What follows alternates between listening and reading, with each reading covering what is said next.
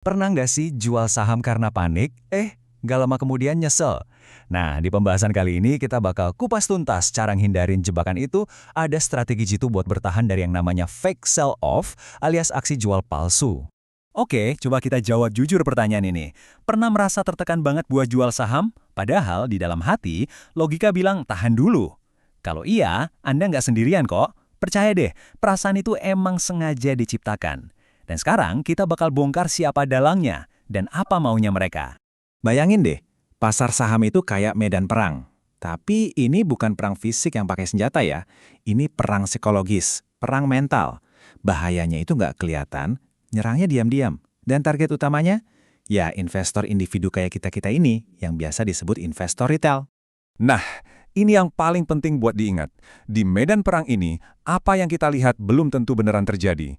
Aksi jual yang kelihatannya gede-gedean, bisa jadi itu cuma ilusi.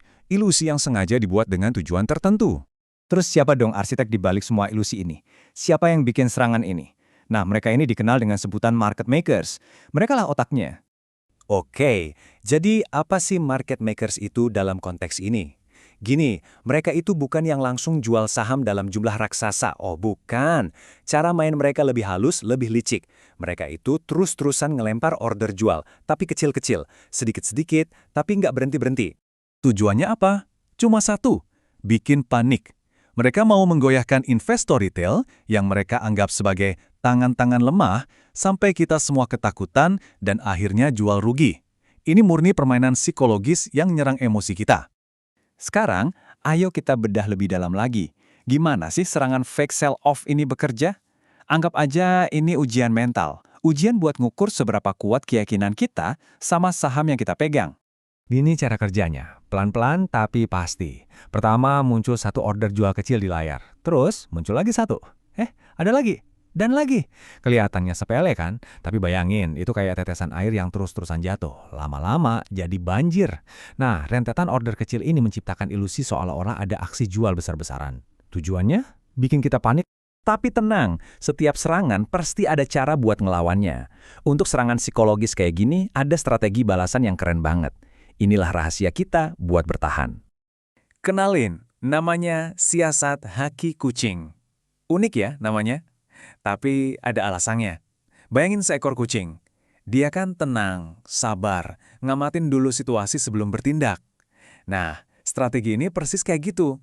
Intinya adalah ketenangan dan kesabaran. Inti dari siasat ini sebenarnya simpel banget, tapi kuatnya luar biasa. Saat kita lihat para market maker ini mulai nyicil order jual buat bikin panik, tugas kita cuma satu, tahan posisi. Udah, itu aja. Jadi, gimana caranya menang di perang psikologis ini? Jawabannya bukan dengan trik trading yang ribet. Sama sekali bukan.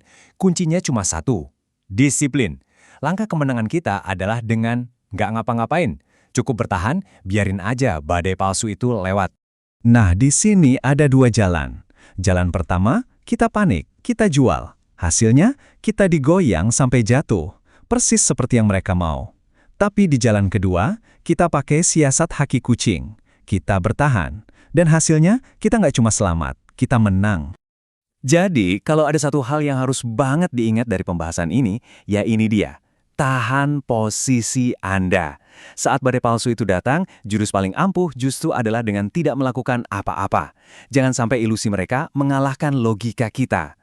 Nah, setelah kita paham permainannya, setelah kita memilih untuk nggak ikut panik, pertanyaannya jadi kebalikan. Sekarang, coba pikir deh, siapa yang sebenarnya pegang kendali?